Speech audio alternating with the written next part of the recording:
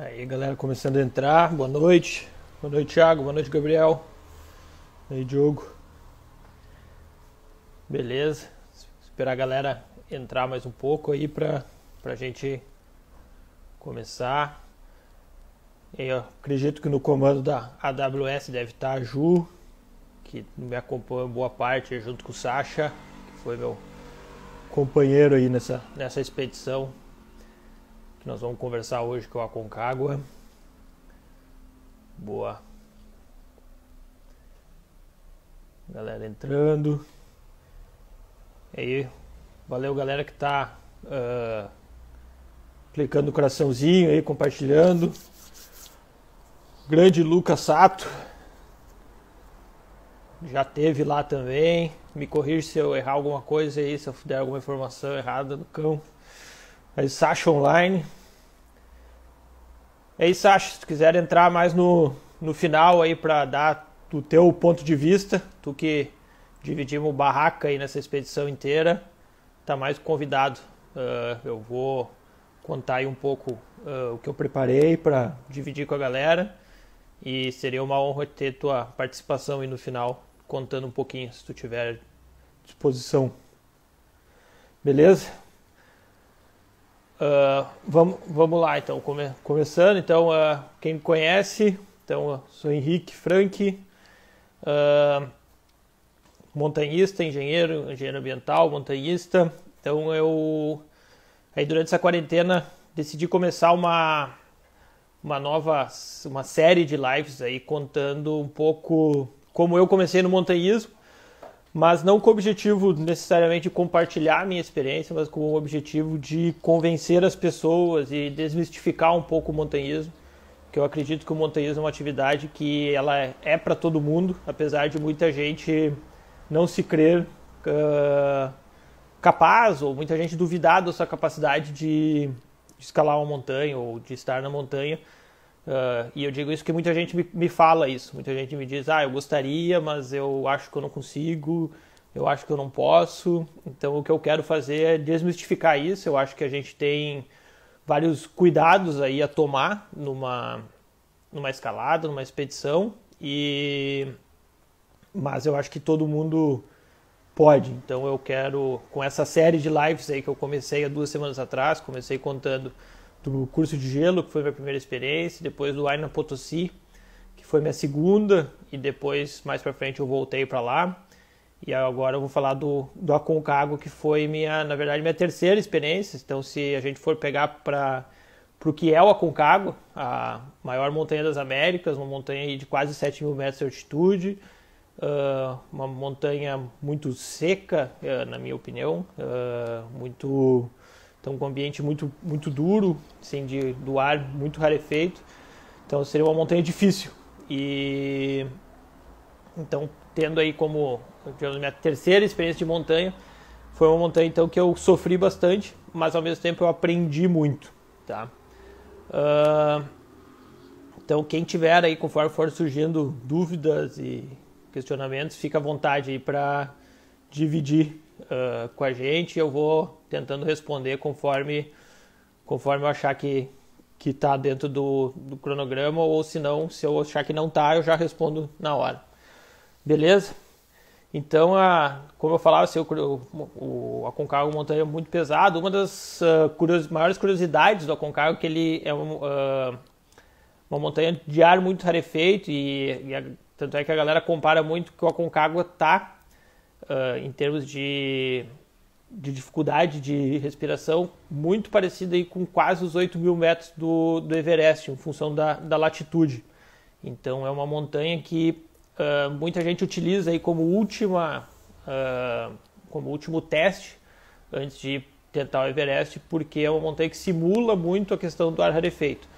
E foi uma das coisas que mais pesou para mim no Aconcagua, apesar de naquela época eu ainda não tinha o Everest como uma meta, como não visualizava.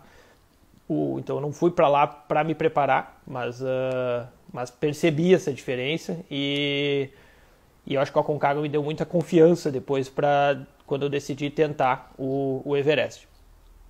Tá, então como eu falo, quando a gente decide ir por uma expedição, a gente precisa escolher algumas coisas. Então, existem várias formas de escalar uma montanha. Então, a Concagua, por exemplo, a gente pode escolher a rota normal, ou a rota 360, ou a face sul. Tem diversas rotas de escalada, tem a rota dos polacos.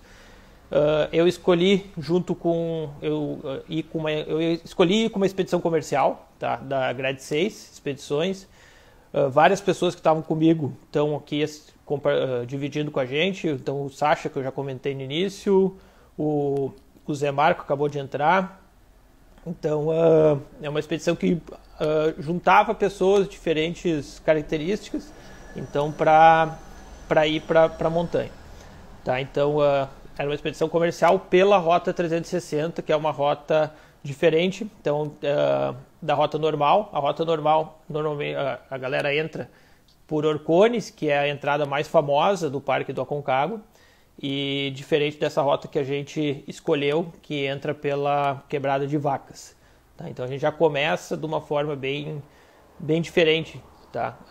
A escalada, eu vou falar disso um pouquinho mais para frente. Tá? E outra característica importante dessa nossa expedição é que a gente utilizou mulas. Então é muito equipamento que a gente precisa levar, e então a gente contratou em penitentes, a gente entregou nossas bagagens de cume as bagagens que iam para o campo base para uma caravana de mulas, então, que nos auxiliou. Então, durante o trekking, que é de 3 dias, pesado, a gente não carregou peso. Então, diferente de uma expedição que seria uma expedição autônoma, como a que eu fiz no Plata, por exemplo, então que eu precisaria carregar todo o equipamento. Tá? E eu diria que uma expedição autônoma seria mais interessante, então, de repente, pensar na rota normal, onde o acesso é mais fácil. Tá?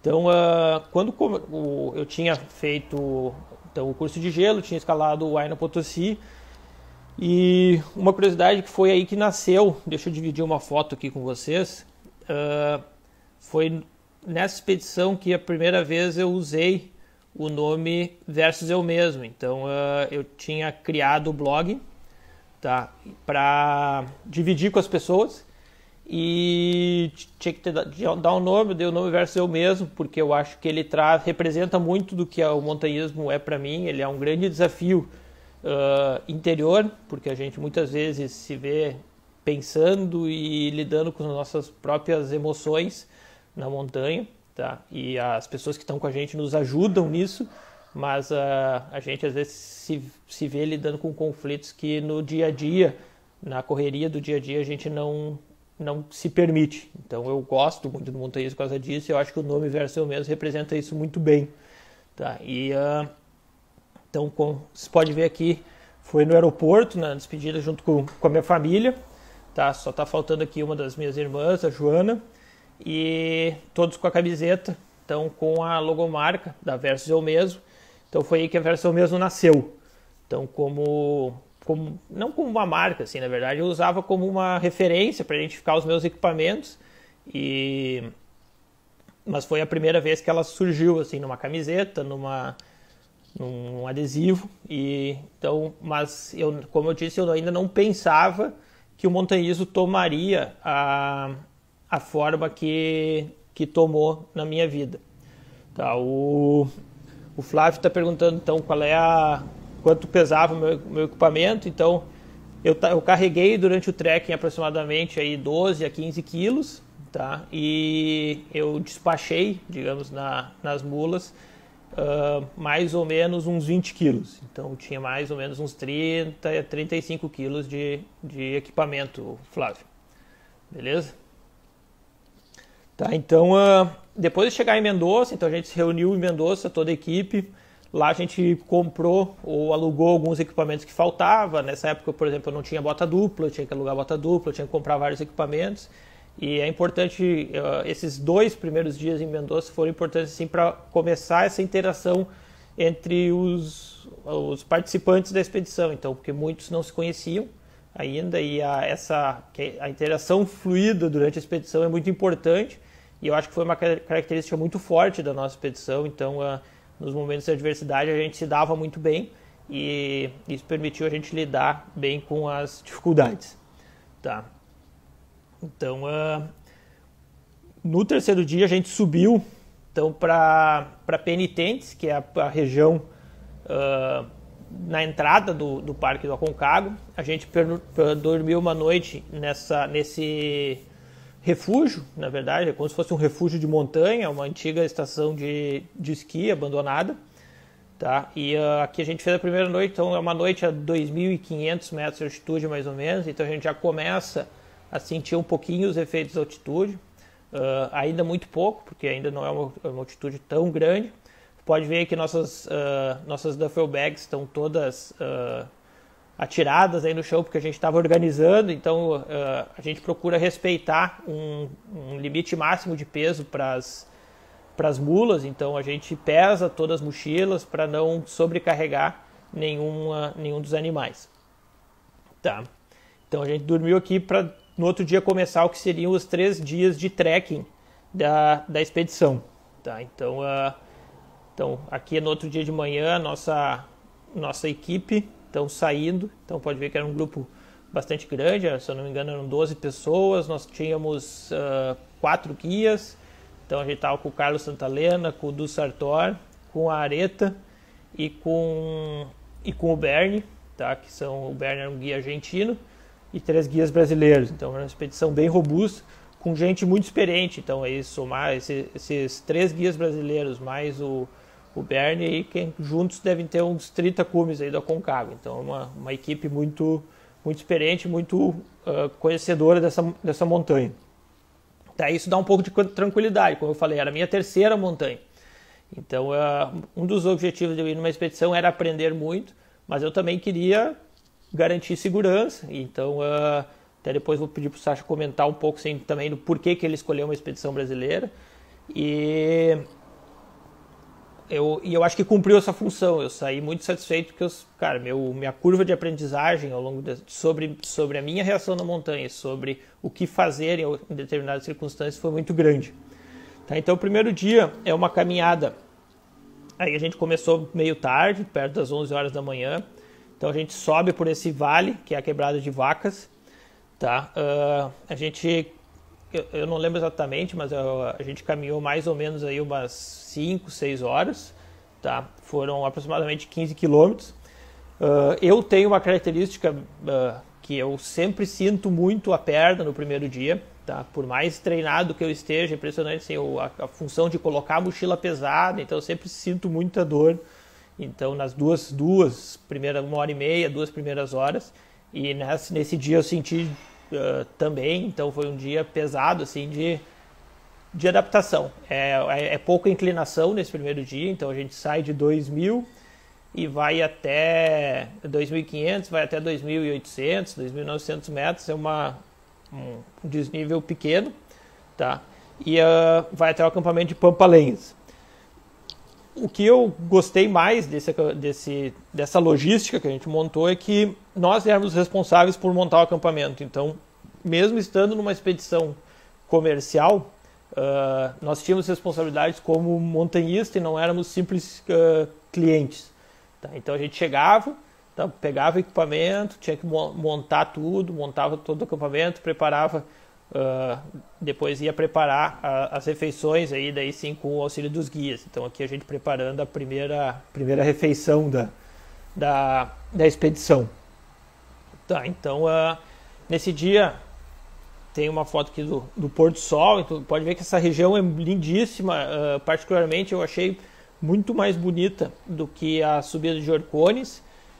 Se alguém já teve nas duas pode me contrapor, mas eu achei muito bonita, e ela tem uma característica que nos 2 primeiros dias a gente praticamente não vê o Aconcagua. Então isso dá uma certa paz de espírito, porque tu não está olhando para aquele objetivo que tu vai levar tantos dias para chegar. E isso te dá mais tranquilidade em ir com calma e curtir mais o caminho sem ficar sempre olhando para aquela meta que está tão distante. Então eu acho que subir por Orcones tem isso que joga contra, quem sabe. Então a gente acordou no outro dia, daí sim entramos em ritmo de expedição. Começamos a acordar mais cedo, sair cedo, Então, o segundo dia foi um dia bem mais longo, então a gente tem que acordar, desmontar todo o acampamento, colocar tudo nas duffel bags de novo, entregar para os arrieiros, que são os responsáveis por tocar as mulas, tá? Para daí sim sair de novo em direção ao próximo acampamento. Então, nesse dia a gente começou a caminhar mais ou menos 9 horas da manhã. Era um dia que foi bem marcante para mim pela questão do clima, estava muito quente e ao mesmo tempo ventava muito. Então, como eu falei, eu tinha pouca experiência e a questão de adaptar a roupa, eu demorei bastante. Então, eu fiz algumas paradas a mais do que o grupo para...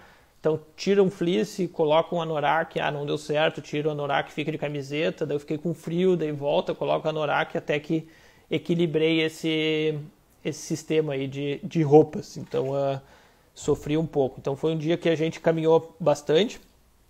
Tá, foram quase 9 horas de caminhada, a gente chegou no final da tarde.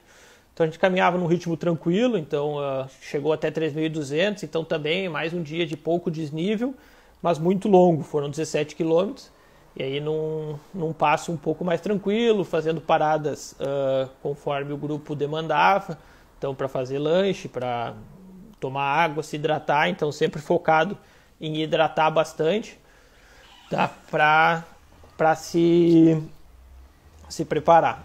O Marlos também estava com a gente, ele estava perguntando aqui como é que eu lembro disso. Cara, eu lembro porque eu faço um diário toda a expedição e aí os últimos dias preparando então esse momento de agora, eu reli todo o diário, então muita coisa não é necessariamente da minha memória, muita coisa estava lá anotada e é legal de ler porque tem sentimentos que tem coisas que a gente sente na hora que então, de cansaço, de dor, então são coisas que na hora te dá até vontade de desistir e que depois tu esquece.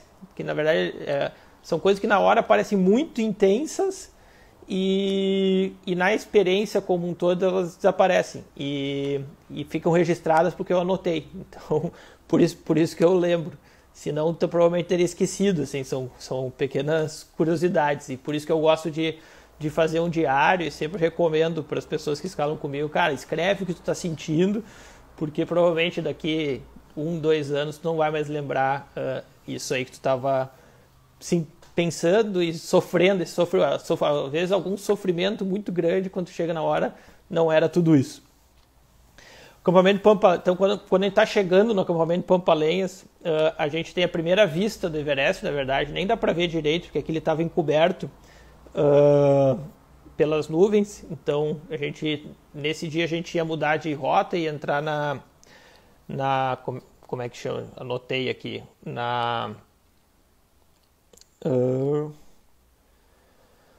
vamos lá, assim, entrar na quebrada de Los Relinchos, então o terceiro dia ser com muito mais subida, tá? E então a gente ia entrar naquele vale que está atrás dessa foto e subir, então, mas foi um dia, esse momento aqui foi muito marcante porque a gente viu o Aconcagua, só a pontinha dele, e num pequeno momento que as nuvens permitiram, a gente conseguiu ver a montanha que era o nosso grande objetivo. Esse acampamento ventava muito, então eu lembro que montar o acampamento foi um problema. Tá, então porque era a gente mesmo que montava, então e os guias estavam montando as deles, eu e o Sacha estavam montando a nossa, o Marlos e o parceiro dele de barraca estavam montando a dele, e ventava muito, então, putz, cara, colocava pedra, tira a pedra, cara, segura a barraca para não voar, e foi uma noite bastante fria também, então, com esse vento, era na beira do rio, tá, então, esse aqui era o nosso acampamento, tá? Então é uma vista muito bonita, como a gente pode ver, então com a continuação da quebrada de Vacas, então da onde corre o rio de Vacas, tá? E aqui é o nosso acampamento de fato, então esse acampamento chama Casa de Pedra, tá? Então foi nosso segundo dia. Pode ver que aqui tem uma casinha de guarda-parques, então o legal desse acampamento é que, de todos os acampamentos, na verdade, do Parque Aconcagua, é que eles têm guarda-parques, Tá. Não só para garantir, então vi que rolou uma pergunta sobre a questão se tem alguém acompanhando via rádio. Sim, quando a gente está com uma expedição comercial, normalmente tem, então, que nem a Agra 6 do caso, então tem uma equipe no Brasil com quem eles se comunicam por telefone via satélite, tá? Se não, a gente fica em contato em rádio com os próprios guarda-parques, tá? Então, para avisar, se precisa, quando precisa de alguma coisa, tá? Então, nesse caso, os guarda-parques cumprem essa função, mas eles também cumprem a função de cuidar, então, se as pessoas estão fazendo as coisas certas, porque é um parque natural, com uma frequência de pessoas muito grande e aqui a gente, então esse local de onde eu tirei a foto, por exemplo, eram os banheiros e era primordial que as pessoas fizessem tudo no banheiro, então tem multas muito altas para quem faz suas necessidades fora das áreas permitidas ou não levam embora. Aqui o Zé estava com a gente também, está comentando, nós escrevíamos cada uma suas impressões e sensações. De fato, é muito particular, cada um sente a montanha de um jeito, que nem eu comentava semana passada, que eu escalei o Huayna Potosí 2 vezes e eram 2 montanhas diferentes. E eu acho que vale para 2 pessoas numa mesma expedição, cada um sente a montanha diferente, são montanhas diferentes para cada um, né, Marco? Tá. Foi aí que vocês comeram pipoca com chocolate e azeitona? Não lembro, dessa parte eu não lembro mesmo.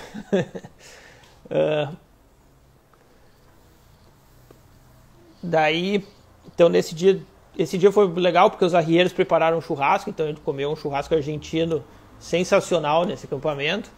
Dormimos relativamente cedo porque o outro dia ia ser muito pesado. Então no outro dia a gente ia sair de 13.200, que era a altitude que a gente estava, ia subir para 4.200, então ia ser quase 1.000 metros de desnível, tá?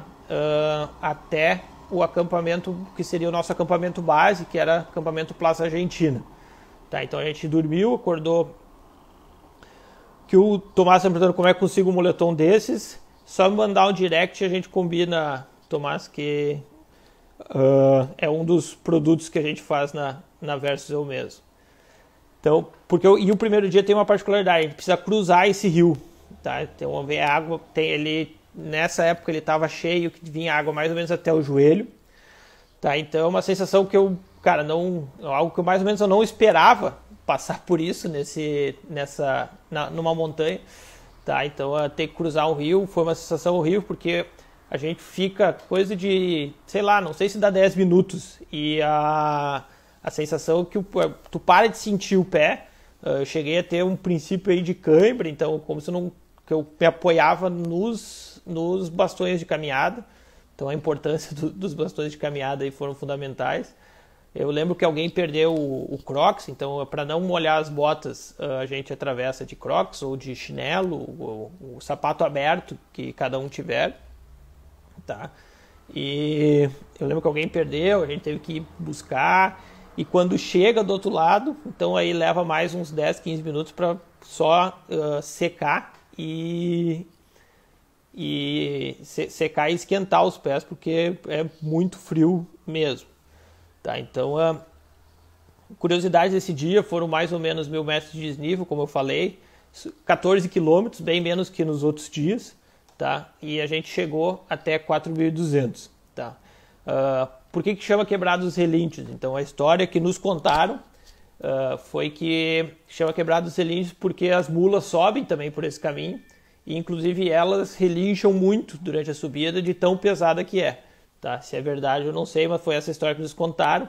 Aqui está um pouco da trilha, tá? Então uma parte aí da nossa equipe, tá? Nosso grupo. E aqui olhando para frente, então a gente precisava subir até lá em cima para finalmente depois chegar numa parte um pouco mais plana. Tá? Então a gente subiu todo esse pedaço aí, aquela pontinha que dá para ver lá atrás, eu não consigo apontar aqui, mas é onde a gente acampou. Então aquela parte plana no fim do vale é onde a gente acampou, então foi uma subida muito desgastante. Tá? Para depois entrar numa parte um pouco mais plana, que parece interminável. Tá? Eu lembro que eu cansei muito nesse dia, inclusive eu acho que eu era o último da fila, então o último do grupo sempre, chegava atrasado dos momentos de descanso. Então, porque era muito desgastante, porque a gente avançava e mudava pouco o terreno a partir a partir desse momento. Então, a gente olhava a montanha lá na frente e parece que não avançava nunca, porque mudava muito pouco o cenário. E tem uma particularidade, quando tu acha que está chegando no acampamento base, ainda tem que desviar uma moraina para daí finalmente chegar. Então eu lembro que cansei muito. A gente chegou mais ou menos às 4 da tarde, se eu não me engano, no campo base. Não vou lembrar exatamente o horário, tá? E eu lembro que eu fiquei muito cansado, tá? Aqui quando a gente está chegando, então é um acampamento bem diferente do acampamento Plaça de Rulas, tá? Que é o campo base da rota normal. Eu lembro que eu fiquei tão cansado que a gente tinha que chegar e montar a barraca. Então eu cheguei, montei meio a contragosto, ajudei o Sacha a montar a barraca e fui para nossa barraca refeitória e deitei. Eu lembro que eu tomei um remédio. A nossa expedição tinha vários médicos, então isso era bom, porque lá eu aprendi quando dosar cada coisa. Então, porque antes de tomar eu tinha 3, 4 opiniões para perguntar. Então o Sacha é médico, o Zé era médico, tinha vários outros. Então podia perguntar e não me medicar. Além dos guias, claro, que sabiam como também tão preparados para nos auxiliar. Então eu lembro que eu deitei e dormi 2 horas. Depois eu tomei um ibuprofeno, se eu não me engano, e apaguei. E daí quando eu acordei estava muito melhor. E foi aí no Aconcagua que eu percebi algo que eu depois confirmei nas outras montanhas, é que eu preciso de mais tempo de aclimatação entre os 3 e os 4 mil metros. Então eu sofro muito para cruzar a altitude de 4 mil metros. Então as expedições que vieram depois eu sempre tive o cuidado aí de ter 1, 2, 3 dias a mais de aclimatação, às vezes, nos 3 mil metros. Então, por exemplo, no Everest foi um cuidado que eu tive. Então montei, junto com o Carlos, montamos o plano de aclimatação considerando dormir abaixo de 4 mil metros várias noites. E é interessante porque 5 mil metros é muito mais difícil. Mas o meu corpo reage assim, e isso é o mais interessante da montanha, que cada um responde de um jeito. E a Ju está comentando aqui, eu acho que, Ju, a gente pode até mais para frente, de repente, combinar uma live aí só sobre aclimatação. Acho que ninguém pode falar melhor sobre isso do que tu. Tá, então nosso quarto dia foi de descanso aí no acampamento base. Então algumas curiosidades aqui, o pessoal está trocando. Então aquela caixa de metal que está tombada ali era o nosso banheiro, tá? E esse tonel branco era o local onde caíam as fezes, tá? E o que acontece? A galera tira, vem um helicóptero, eles prendem e isso vai para a entrada do parque, onde tem um sistema de coleta aí para dar a destinação correta. Então sendo engenheiro ambiental, foi uma coisa que eu gostei muito. Na Argentina, nessa região da Argentina, então eles têm muito essa preocupação do Cordão del Plata, tem muito essa preocupação no Parque Aconcagua. Todos os parques naturais estabelecidos, e a Argentina é cheio deles, eles têm esse cuidado com as fezes, com os dejetos em geral, então com qualquer tipo de resíduo, tá? Seja orgânico ou não. Tá? Então, como eu falei, o quarto dia foi de descanso. Aqui a gente tinha algumas curiosidades do acampamento base, que a gente tinha uma tábua do tempo, então a gente podia ver a previsão do tempo todos para os próximos 5 dias, se eu não me engano, então por turno. Então, para programar o nosso roteiro. Então, a gente mais ou menos sabia, com base nisso. Então, claro que a gente também tinha acesso a outras informações, mas por rádio, por telefone satelital. Mas o próprio parque também fornece informações aí para nos ajudar. Tá, então, teve alguns momentos de descanso aqui dentro da barraca. Então, aqui é uma vista em comum do Aconcagua. Tá?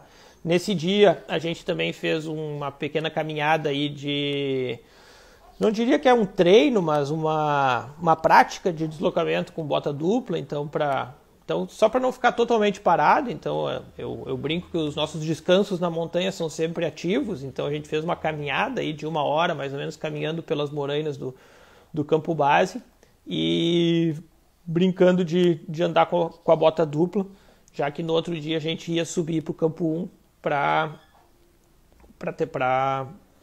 começar a fazer nossa aclimatação de fato. Tá. Então, daí, finalmente, no 5º dia, a gente subiu pro campo 1 para aclimatar. Então, a gente não estava se deslocando para lá definitivo, então a gente subiu com leve. Então, pode ver que a gente nem tá com tanta roupa, porque a gente saiu mais ou menos umas 10 horas da manhã, eu não lembro, não anotei isso exatamente. Tá? Leves, tá? Só com equipamento de segurança, porque a gente passa por uma zona, como a placa mostra, por uma zona de derrumbes, então onde rola muita pedra, então é importante ter o capacete. E a gente carregou alguns alimentos, então, para deixar no acampamento 1 e facilitar aí a nossa subida definitiva, que aconteceria 2 dias depois.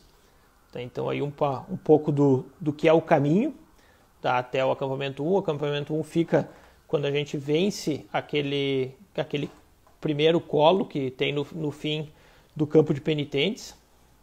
Então aqui a gente pode ver que toda aquela neve escura que a gente vê nessa foto aqui é isso aqui. Então, na verdade, não é um campo de neve, não é um glaciar, mas é um campo de penitentes que é muito mais difícil de caminhar.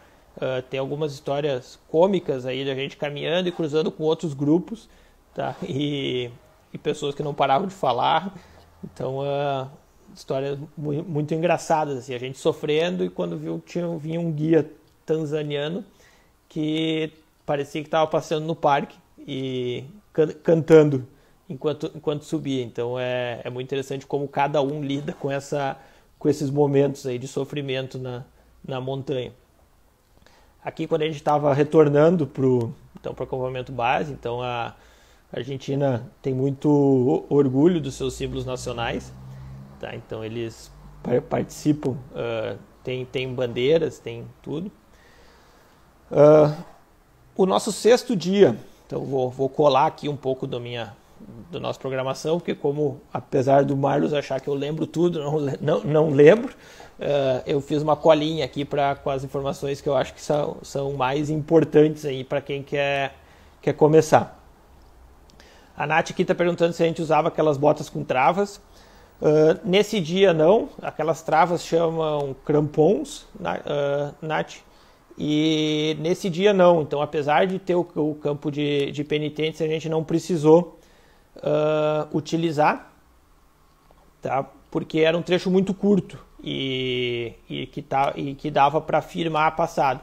Caso fosse mais longo ou mais instável, aí, mais esbaladio, o trajeto a gente precisaria usar. Então a gente carregava com a gente. Então sempre que a gente está com a bota dupla, na montanha a gente carrega os crampons com a gente, e a decisão de usar é uma decisão que se toma na hora, de acordo com o terreno que a gente encontra.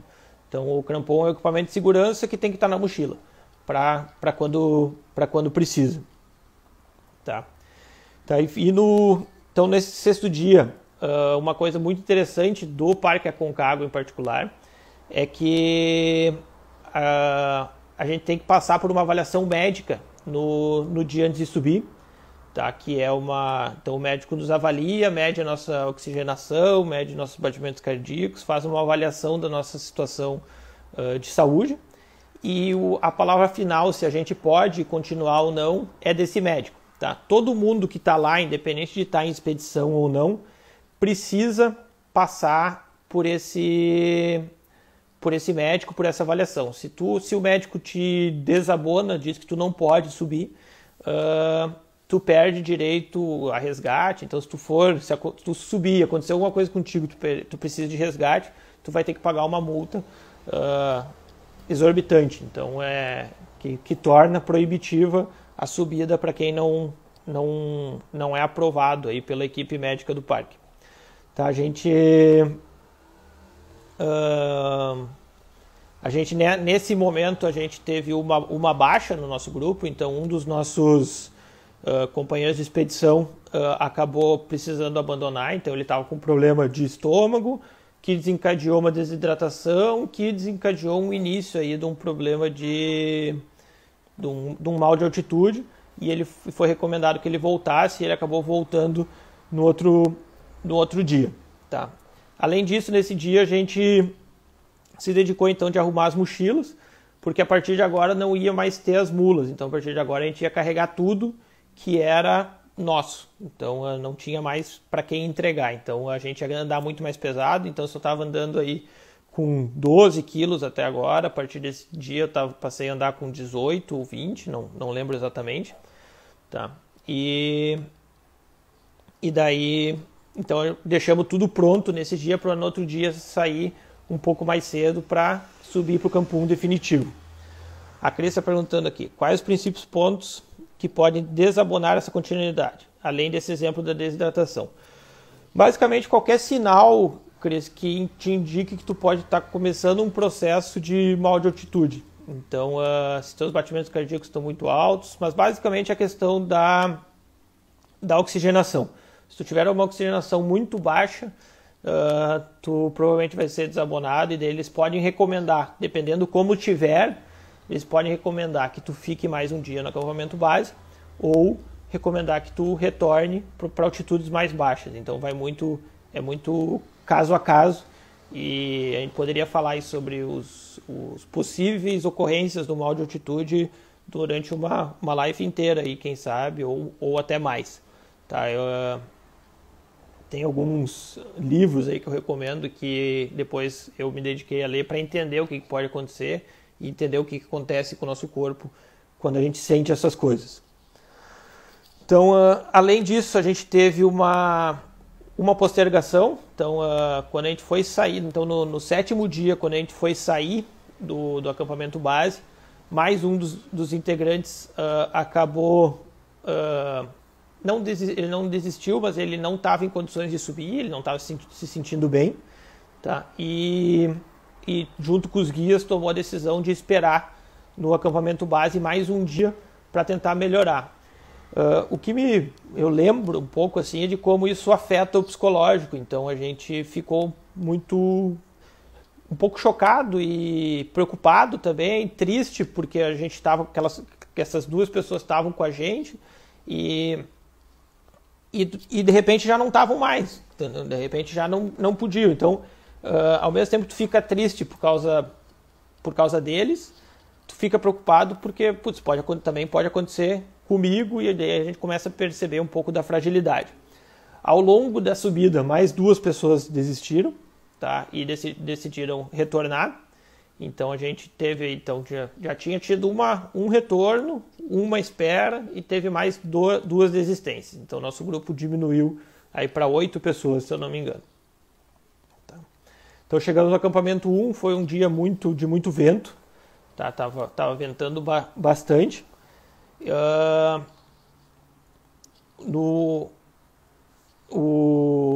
A gente chegou, eu não lembro mais ou menos que horas era, mas era metade da tarde, descansou um pouco, jantou, mas não conseguiu curtir o acampamento, tá? Então aqui algumas fotos da subida, tá? Aqui quando a gente chegou muito cansado, porque a gente estava muito pesado, que eu e o Sacha, tá? Mas não deu para curtir muito porque ventava demais, então a gente precisou ficar dentro da barraca sem poder curtir esse momento aí de montanha, ver o pôr do sol, essas coisas, porque não tinha condições de ficar do lado de fora. No outro dia de novo, então acordamos cedo, que é toda aquela rotina de montanha, acorda cedo, desmonta acampamento, monta a mochila e parte para a próxima. A subida do campo 1 para o campo 2, que chama campo, que também é muito conhecido como Campo 3 de Guanacos, tá? Ela é mais ou menos longa, então a gente sai de 5.100, que é o acampamento 1, e vai até 5.450, que é o campo 3 de Guanaco. Tá?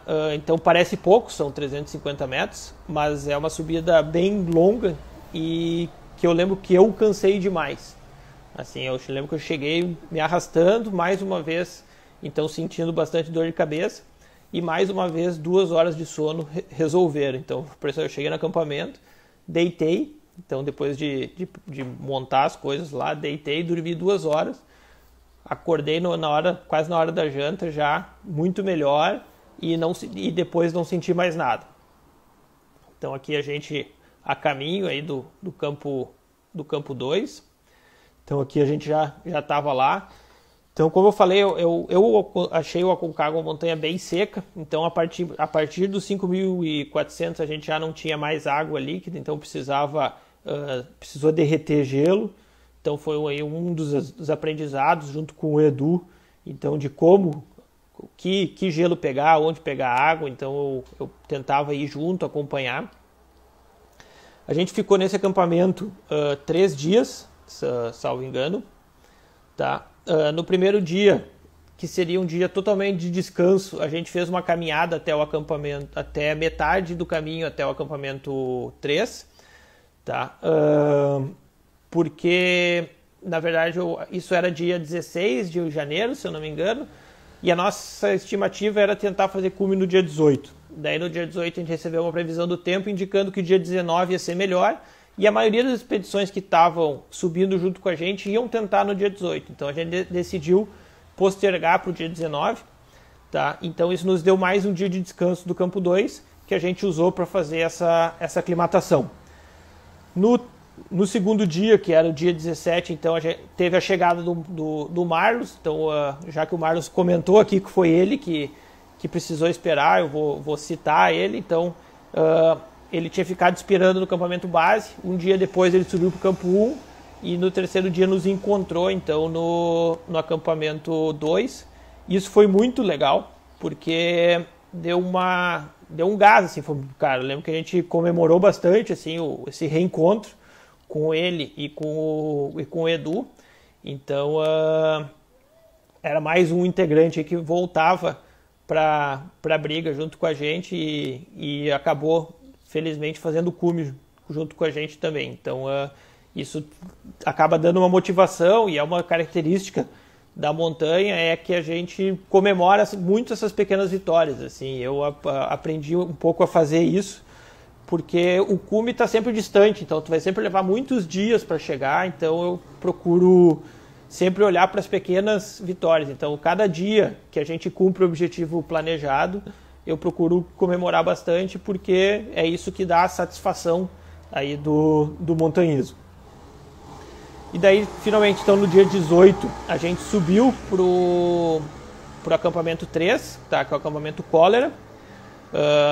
Por que chama acampamento Cólera? Porque em 2009, mais ou menos, se eu não me engano, teve um episódio de cólera nesse acampamento, e que muita gente precisou então foi uma epidemia no acampamento, então propício aí ao período. E só que imagina isso acontecendo a 5.950 metros de altitude. Então as pessoas passaram muito mal, precisaram descer, imagino que tenha sido um caos. Tá? E tanto é que o acampamento 3 do Aconcagua acabou sendo apelidado de Campo Cólera. Tá? Foi um dia mais curto, a gente levou mais ou menos 3 horas, 3 horas e 50 aqui na minha colinha, 3 horas e 50 do campo 2 até o acampamento 3, então um dia relativamente curto, o que é bom, porque a gente é um dia bem íngreme, tá? Então a gente sai de 5.400, vai até 5.900, tá? Muito rápido, mas o bom é que a gente chegou cedo no acampamento e conseguiu descansar bastante para o que seria o nosso dia de cume. Então aqui as fotos do descanso, então o pôr do sol no campo 3 de Guanaco, tá? E aqui finalmente a gente no campo Cólera. Tá? Então a gente pegou água, fez toda a função aí do acampamento e praticamente descansou toda a tarde.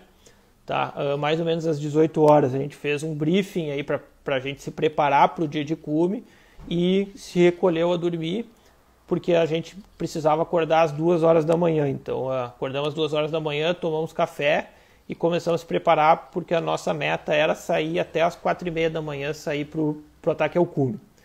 Aqui uma particularidade, então, como a gente escala de bota dupla, porque é um ambiente muito gelado, o botim que tem dentro da bota dupla, a gente guarda dentro da barraca, de preferência dentro do saco de dormir. E eu fiz tudo isso certinho, só que eu acordei às 2 e pouco da manhã, morrendo de vontade de ir no banheiro. Eu acordei, vesti o botim, vesti o Crocs e fui no banheiro. Esse período aí de 15 minutos que eu fiquei fora da barraca congelou meu pé, tá? E eu só consegui esquentar de novo, congelou no sentido figurado, gelou muito, e eu só consegui esquentar de novo meu pé lá pelas 8 horas da manhã com o sol. Então, pequenos vacilos na montanha aí cobram preços bem caros às vezes, e foi aí no Aconcagua que eu aprendi que esses pequenos cuidados precisam ter. Então eu não tinha muito costume assim, de conseguir fazer xixi dentro da barraca, por exemplo. Se tivesse, isso teria me ajudado muito, tá? E porque eu não precisaria ter saído, mas não rolou. O dia de cume, então, foi bem pesado, porque estava muito frio. Então a gente subiu todo tudo isso que a gente está vendo nessa foto, então, atrás das barracas, a gente subiu durante a noite, tá? Até um pequeno refúgio abandonado, que me fugiu o nome agora. Tá? Subimos muito e praticamente sem parar, porque a gente subiu num ritmo intenso e quase sem parar, porque estava muito frio. Então, por exemplo, eu estava com muito frio no pé. Eu lembro assim, a lembrança mais clara que eu tenho desse dia, que eu tinha muito frio no pé. Então eu nem lembro de estar cansado, mas o pé eu lembro que estava gelado e isso me atrapalhava muito. Tá? Então aquele pequeno vacilo então, durou muitas horas, aí me incomodou durante muito tempo. Tá? Então não vai ter foto. Quando a gente chega nesse pequeno refúgio, a gente coloca os crampons, porque daí a gente precisa vencer um lance de gelo, tá? Que é resbaladio e perigoso. Então a gente vai de crampon e a partir daí usa o crampon até o cume. Tá? Essa foto é um pouco antes de chegar no cume, tá? Uns 50 metros antes. Tá? Na canaleta, como o Marco tá comentando, eu tenho muito claro, e até no relato que eu escrevi, eu comento isso, que então a gente chegou, descansou muito antes da canaleta. Eu lembro que eu deixei minha mochila lá, então eu levei as águas dentro dos bolsos e avancei sem a mochila para descansar. Tá? Eu lembro que a gente saiu com o grupo praticamente junto, então eu tinha algumas pessoas um pouco mais para trás, e eu já fui perdendo o ritmo logo na saída, então eu estava muito cansado. Então o grupo estava indo um pouco na frente, vinha vindo o Bernie vinha vindo mais atrás. Tá? E eu lembro que eu parei, sentei, e eu lembro claramente de desistir nesse momento. Assim. Eu falei, não vai dar, não vou conseguir, e sentei ali já muito triste, assim, desolado, mas falei, cara, não vai dar, porque se não conhecia meu corpo, né? E eu falei, se eu continuar daqui pra diante, eu não vou conseguir voltar. A canaleta estava com neve? Tava com bastante gelo, Alex. Não tanta neve fofa, mas bastante gelo. Tá? E daí, na sequência, o Bernie chegou, ele conversou um monte comigo, viu que eu não estava passando mal. E daí eu comentei com ele, Bernie, não vai dar para subir, porque se eu subir eu não vou conseguir descer. E eu lembro que ele olhou para mim e falou, cara, se tu não conseguir, tudo isso em espanhol, né? Se tu não conseguir descer, eu te trago nas costas, agora vamos subir. Depois a gente pensa em descer. E segui com ele, e coisa de 1 hora depois, a gente chegou no cume, e isso me marcou demais, deixa que eu depois, se precisar, eu te trago nas costas. Foi muito marcante para mim, e a compreensão assim, que quando a gente acha que está esgotado, a gente tem muita energia para dar, e a energia de que estar perto do objetivo nos ajuda. Então era mais ou menos, então a gente saiu às 4 horas da manhã e às 3 horas da tarde a gente chegou no cume. Então foi um dia de cume muito longo, tá? Que se alguém que está nos assistindo aí já subiu a Aconcagua, possivelmente tenha subido de cólera até o cume em menos horas, tá? Porque a gente tardou bastante, por tudo isso que eu relatei. Então aqui no cume estava eu e o Sacha.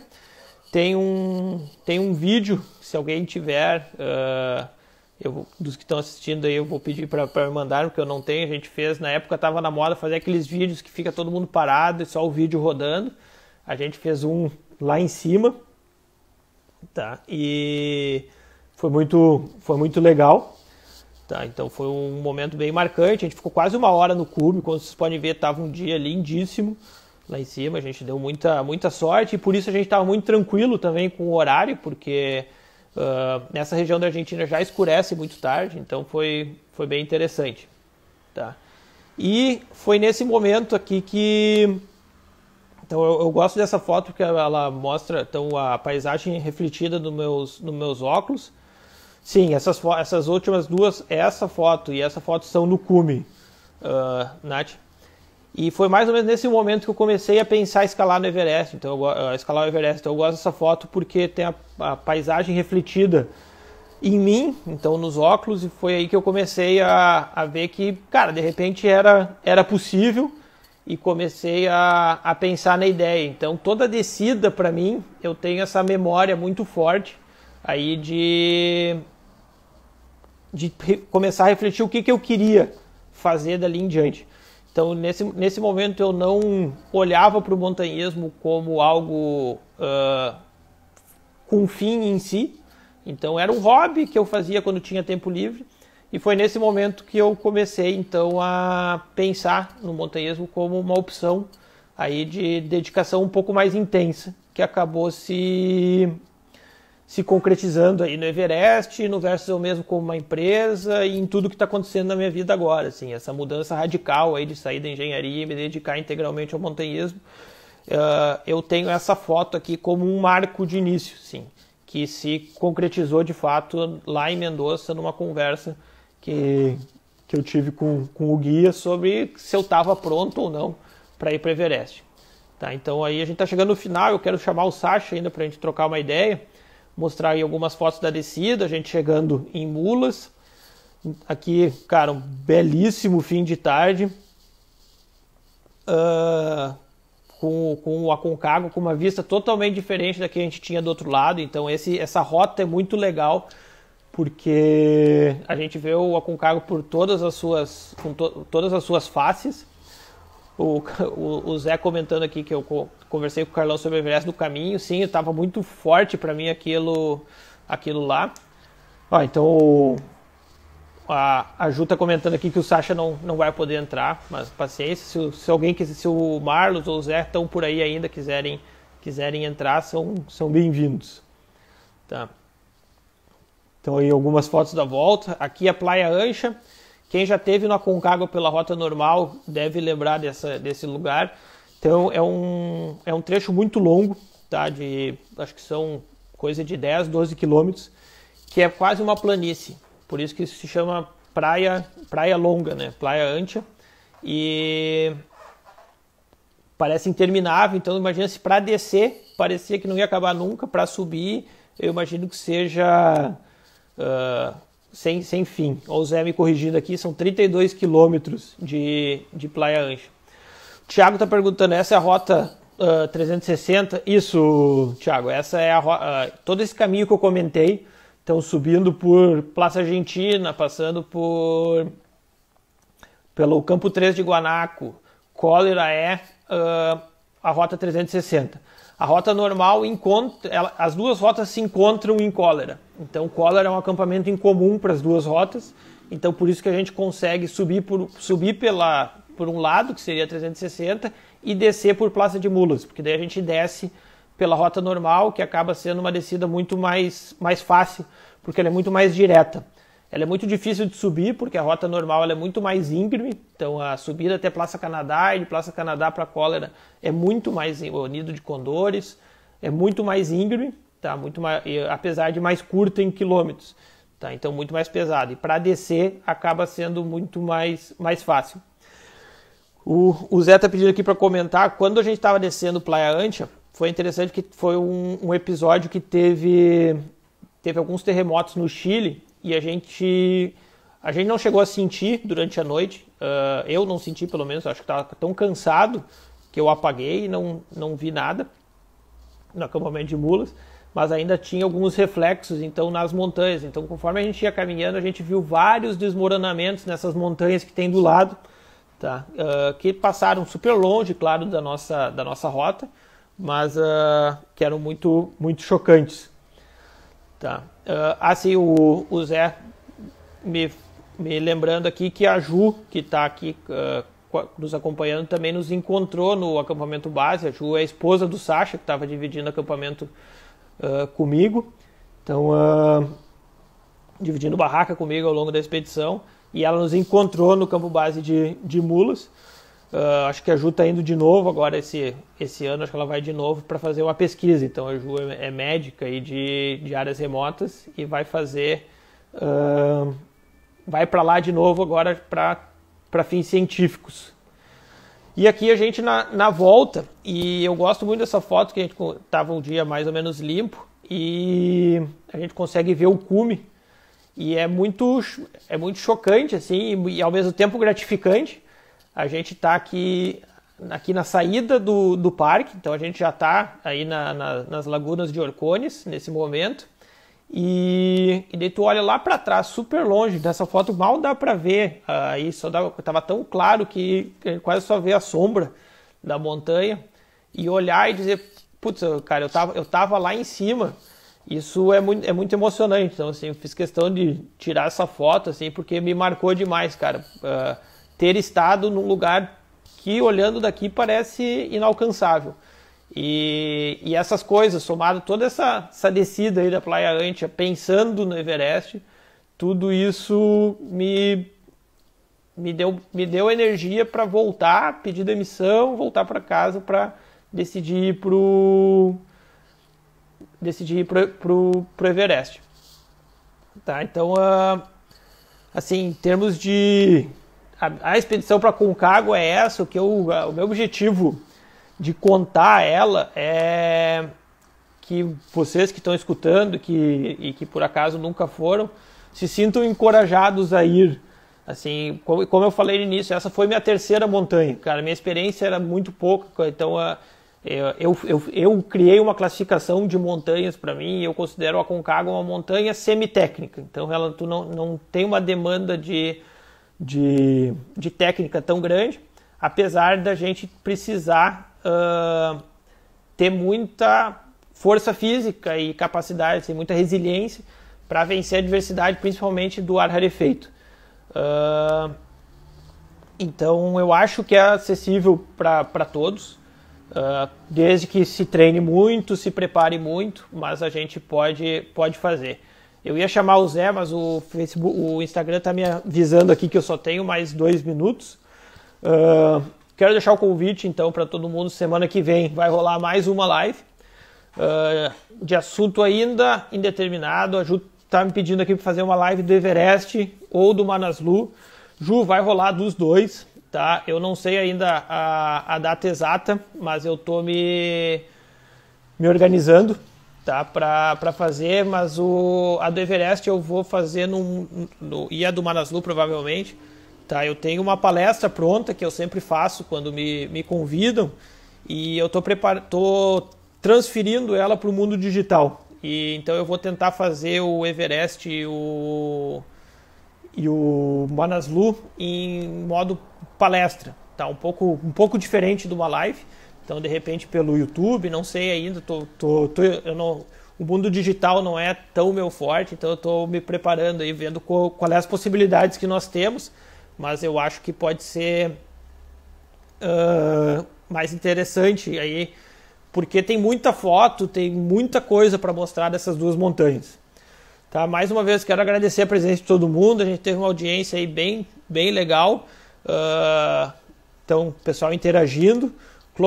Clodoaldo, que esteve comigo no Mercedário, aqui o Dante comentando. Dante é o próximo aí para Concagua, né, Dante? Ano que vem, tamo junto lá. E espero que dê tudo certo aí, que o Covid nos permita. Pessoal, muito obrigado. e uma ótima semana para todo mundo. Valeu!